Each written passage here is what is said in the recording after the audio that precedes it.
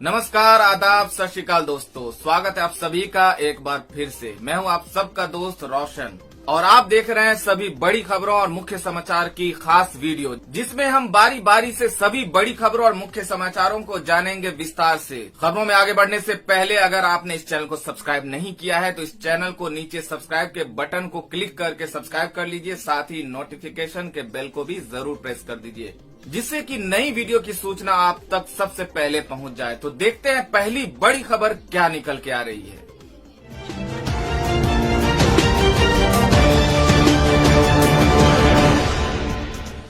दोस्तों, पहली बड़ी खबर निकल के आ रही है। तेलंगाना में लॉकडाउन 29 मई तक बढ़ाया गया, मुख्यमंत्री केसीआर ने की घोषणा। बता दें कि तेलंगाना में कोरोना वायरस के बढ़ते मामलों को देखते हुए प्रदेश सरकार ने राज्य में लॉकडाउन को बढ़ाकर 29 मई तक कर दिया है। तेलंगाना के मुख्यमंत्री के चंद्रशेखर राव ने मीडिया को जानकारी देते हुए बताया कि राज्य में कोरोना वायरस के संक्रमित मरीजों को देखते हुए ये फैसला लिया गया है। बता दें कि पिछले सप्ताह से तेलंगाना में कोरोना वायरस के मामलों में तेजी देखी गई है। राज्य में अब तक 1000 से अधिक कोरोना संक्रमित मामले सामने आ चुके हैं। इसके अलावा मुख्यमंत्री ने चंद्रशेखर राव ने तेलंगाना निवासियों से कहा कि जनता को शाम 6 बजे तक आवश्यक वस्तुओं की खरीद पूरी कर लेनी चाहिए और उन्हें अपने आवासों तक पहुंच जाना चाहिए। तो अगली बड़ी खबर निकल के आ रही है। लॉकडाउन के बीच जमकर बिकी शराब, यूपी में 300 करोड़ तो राजस्थान में 2 घंटे में 59 करोड़ की बिक्री। बता दें कि लॉकडाउन 3 के पहले दिन शराब बिक्री पर पाबंदी हटी तो कारोबार भी गजब का हुआ। यूपी में एक दिन में 300 करोड़ की शराब बेची गई तो राजस्थान में सिर्फ 2 घंटे में 59 करोड़ की बिक्री हो गई।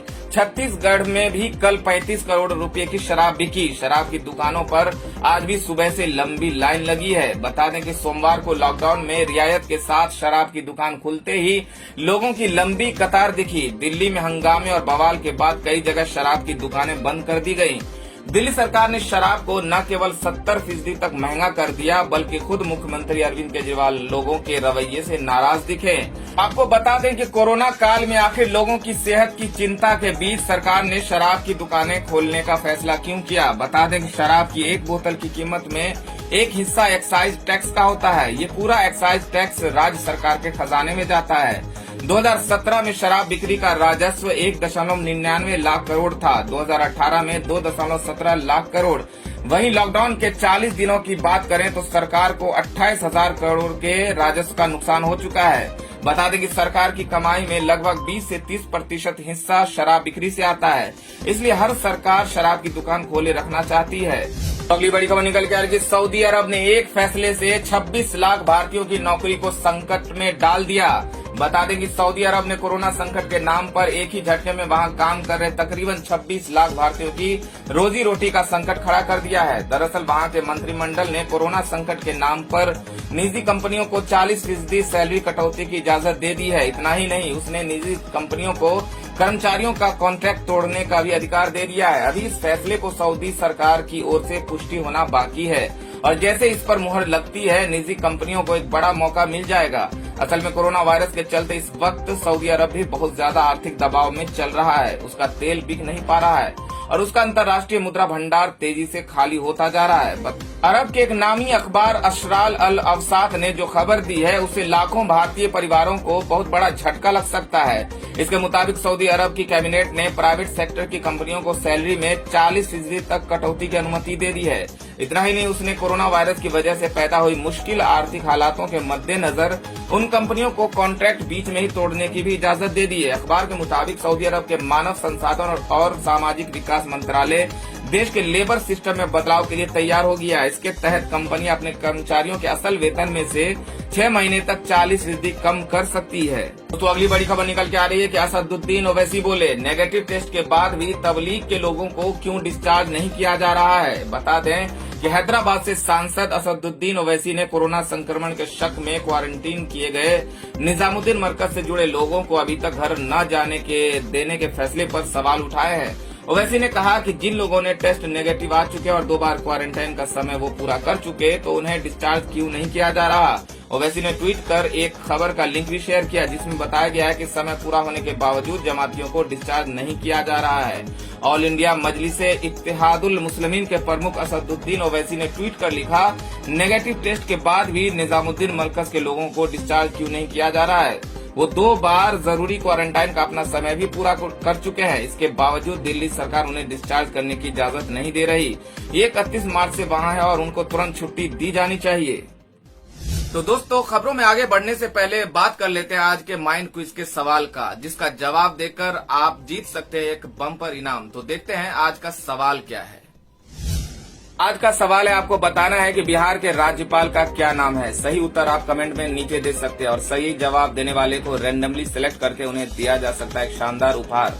तो बढ़ते हैं अगली बड़ी खबर की ओर। तो अगली बड़ी खबर निकल के आ रही है कि दिल्ली में कोरोना टैक्स के बाद भी शराब की दुकानों पर लंबी लाइनें, लोगों ने बरसाए फूल। बता दें कि लॉकडाउन में शराब की दुकानें खोले जाने के बाद लगातार इन दुकानों पर भारी भीड़ है।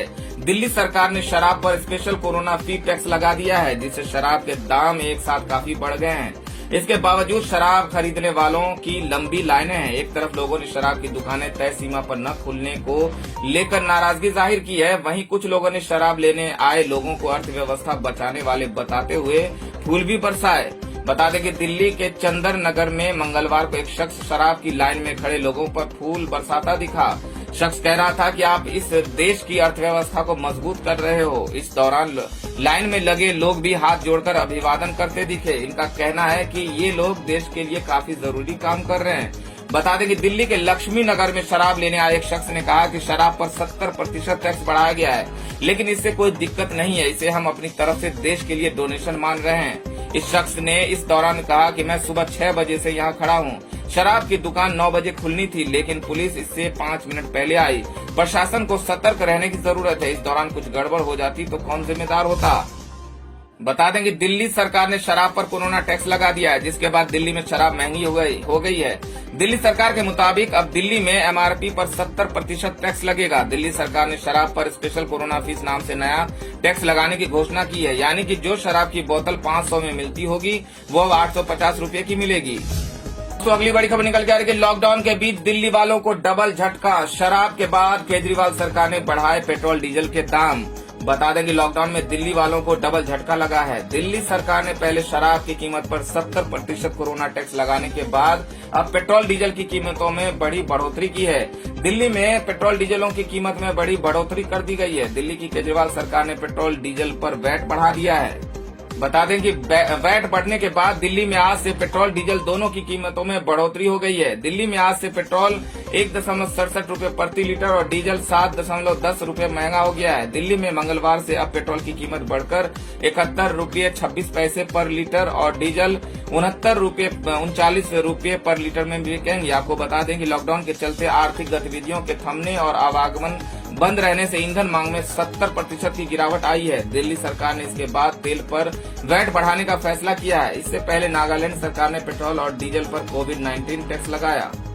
तो अगली बड़ी खबर निकल के आ रही है कि मुंबई में 17 मई तक धारा 144 लागू। कोरोना संक्रमितों की संख्या हुई 9000 पार। बता दें कि महाराष्ट्र के मुंबई शहर में कोरोना वायरस का खतरा अभी भी बना हुआ है, जिसके चलते यहाँ 17 मई तक सीआरपीसी की धारा 144 लागू रहेगी। मुंबई पुलिस के अनुसार शहर में सभी गैर जरूरी सेवाओं के लिए एक या एक से अधिक व्यक्तियों की आवाजाही रात 8 से सुबह 7 बजे के बीच प्रतिबंधित रहेगी। मुंबई में कोरोना वायरस संक्रमण के अत्यधिक मामलों की वजह से पूरे शहर को रेड जोन घोषित किया गया है। अधिकारी ने एक आधिकारिक आदेश के हवाले से कहा, हमने सीआरपीसी की धारा 144 को बढ़ा दिया है, जिसमें लोगों के जमा होने पर पाबंदी है। अधिकारी ने कहा कि नागरिकों को सुबह 7 बजे से रात 8 बजे के बीच आवश्यक वस्तुओं को खरीदने के लिए घरों से बाहर निकलने की अनुमति है, लेकिन उन्हें सामाजिक दूरी कायम रखने के नियम का पालन करना होगा। तो अगली बड़ी खबर निकल के आ रही है कि रमजान के पवित्र महीने में रोजा तोड़कर प्लाज्मा डोनेट कर रहे हैं तबलीगी जमाती। बता दें कि कोरोना वायरस के बढ़ते संक्रमण के बीच तबलीगी जमात के लोगों को लेकर कई खबरें सामने आई हैं। क्वारंटाइन सेंटर से लेकर अस्पतालों में तबलीगी जमात के लोगों पर कोरोना के इलाज में सहयोग न करने का आरोप लगा, तो वहीं उन पर देश में कोरोना के मामले बढ़ाने का दोष लगाया गया। इसी बीच इस समुदाय के लोग अब कोरोना की लड़ाई में सहयोग देने के लिए आगे आ रहे हैं। तबलीगी जमात के 150 लोगों ने पवित्र रमजान का रोजा तोड़कर प्लाज्मा डोनेट करने और कोरोना से जूझ रहे लोगों की मदद करने की दिशा में कदम बढ़ाया है। कोरोना से ठीक हो चुके करीब 150 जमातियों ने दिल्ली के 3 सेंटर्स पर प्लाज्मा डोनेट करने का फैसला किया। दिल्ली स्वास्थ्य मंत्रालय की ओर से प्लाज्मा कलेक्शन ड्राइव की जिम्मेदारी संभाल रहे डॉक्टर मोहम्मद शुएब अली ने बताया कि 3 क्वारंटाइन सेंटर्स पर प्लाज्मा सैंपल कलेक्ट करने का काम किया जा रहा है। उन्होंने बताया कि 150 तबलीगी जमात के लोगों ने प्लाज्मा डोनेशन की इच्छा जताई है। उन्होंने बताया कि प्लाज्मा डोनेट करने से पहले डोनर को खाना खाना होता है। ऐसे में जमातियों ने रोजा तोड़कर प्लाज्मा डोनेट करने का फैसला किया है। अगली बड़ी खबर निकल के आ रही है, भीड़ के चलते दिल्ली में शराब दुकानदारों की मांग, ऑनलाइन शुरू की जाए बिक्री। बता दें कि लॉकडाउन 3 में शराब की दुकानों को खोलने के आदेश सरकार की ओर से दिए गए हैं। कई जगहों पर सोमवार को शराब की दुकानों पर भीड़ भी दिखाई दी, इसलिए शराब निर्माता कंपनियों ने शराब की ऑनलाइन बिक्री को इजाजत देने की वकालत की है। कोरोना वायरस महामारी के कारण पूरे देश में 25 मार्च से लॉकडाउन लागू है। 3 मई से 17 मई तक लॉकडाउन का तीसरा चरण चलेगा। सरकार ने राजस्व के हो रहे नुकसान के मद्देनजर लॉकडाउन के तीसरे चरण में शराब की दुकानों को खोलने की ढील दी है। इसी के तहत करीब 40 दिन बाद शराब की दुकानें सोमवार को खुली। हालांकि लोगों की भारी भीड़ उमड़ने और अफरा तफरी मचने के कारण दिल्ली, पश्चिम बंगाल, राजस्थान और आंध्र प्रदेश में खुलने के कुछ मिनट बाद ही दुकानों को बंद करना पड़ा।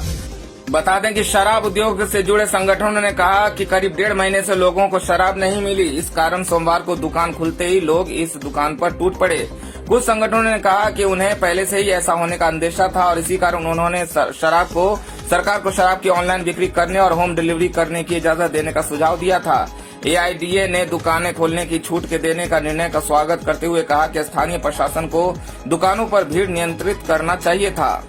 उन्होंने सुझाव दिया कि सरकार को अन्य उत्पादों की तरह शराब की ऑनलाइन बिक्री की अनुमति देनी चाहिए। ये लॉकडाउन अवधि के दौरान सामाजिक दूरी के मानदंडों का अनुपालन सुनिश्चित करेगा।